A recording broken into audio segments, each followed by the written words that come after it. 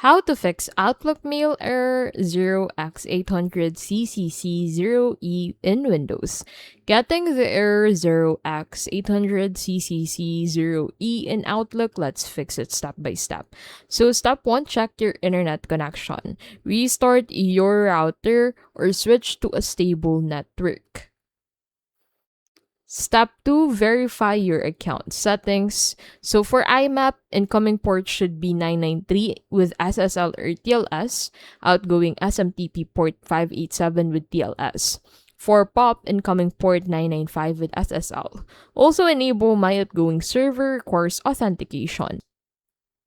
Step 3, clear stored credentials. Close Outlook and open the Credential Manager and remove entries linked to Outlook. Restart Outlook and re-enter your password. Step 4, repair or recreate your Outlook profile. Add a new profile, re-add your email account, and set it as default. And that is how you can easily fix the error 0x800CCC0E in Windows.